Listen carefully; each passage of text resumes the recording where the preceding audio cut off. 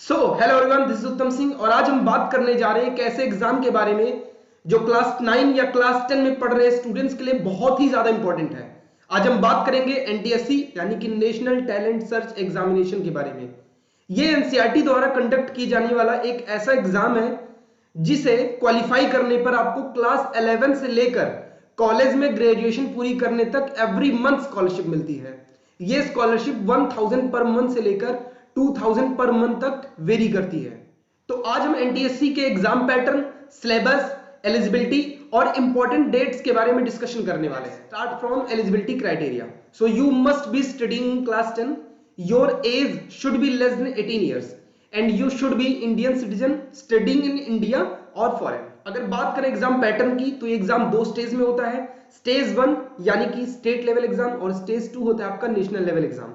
Stage 1 qualify करने वाले ही student stage 2 में बैठ सकते हैं। स्टेज 1 और स्टेज 2 दोनों ही एग्जाम में दो पार्ट होते हैं। पार्ट 1 मैट यानी कि मेंटल एबिलिटी टेस्ट और पार्ट 2 में होता है सेट यानी कि स्कॉलस्टिक एप्टीट्यूड टेस्ट। मैट में आते हैं वर्बल एंड नॉन वर्बल के रीजनिंग वाले क्वेश्चंस एंड सेट में आपके आते हैं science, maths and social science के बेसिक क्वेश्चंस। इसका डिटेल्ड सिलेबस आपको डिस्क्रिप्शन बॉक्स में मिल जाएगा। ये एग्जाम ऑफलाइन होता है, एमसीक्यू टाइप के क्वेश्चंस आते हैं एंड सेट और मैट दोनों में ही आपके 100 क्वेश्चन होते हैं और दोनों के लिए ही आपको 2 आवर का टाइम मिलता है। कोई नेगेटिव मार्किंग नहीं होती है। Now let's talk about the important dates. तो इसका एप्लीकेशन फॉर्म आता है जुलाई अगस्त के मंथ में।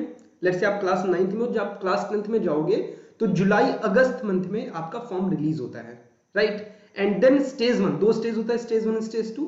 तो स्टेज 1 वाला एग्जाम आपका होता है नवंबर में और स्टेज 2 आपका नेक्स्ट ईयर होता है, यानी कि इस ईयर आप स्टेज 1 दे रहे हो तो उसके नेक्स्ट ईयर मई मंथ में आपका स्टेज 2 होता है। ध्यान रखने वाली बात यह है बच्चों कि आप जब जुलाई अगस्त में इसका फॉर्म फिल करते हो तो उस फॉर्म में जो आप फॉर्म फिल करते हो उस फॉर्म में आपको अपने स्कूल के प्रिंसिपल की सिग्नेचर चाहिए होती है। तो इसके लिए आपको अपने स्कूल जाना होगा। बच्चों लास्ट में मैं यही कहूंगा कि अगर आप क्लास 9 या क्लास 10 स्कूल एग्जाम की प्रिपरेशन कर रहे हो तो थोड़ा सा एक्स्ट्रा एफर्ट डाल के एनटीएससी जैसे एग्जाम का प्रिपरेशन जरूर करो। रीजन इसकी देखिए, बहुत सारे बच्चों में कंफ्यूजन होता है कि अगर मैं एनटीएससी जैसे एग्जाम का प्रिपरेशन कर रहा हूं तो मेरा बोर्ड हैम्पर कर जाएगा, बट ऐसा कुछ नहीं होता है। इनफैक्ट एनटीएससी जैसे एग्जाम की प्रिपरेशन आप जब कर रहे होते हो तो आपके लिए बोर्ड बहुत ईजी हो जाता है। तो इससे आपका कहीं ना कहीं फायदा ही होने वाला है। और सबसे जरूरी बात कि अगर आगे चल के आप आईआईटी जेईई या फिर नीट क्रैक करके एक बहुत अच्छा इंजीनियर फिर बहुत अच्छा डॉक्टर बनना चाहते हो तो ये सारी चीजें एक साथ नहीं होती हैं। आपको अभी से कुछ ना कुछ एफर्ट डालना होगा।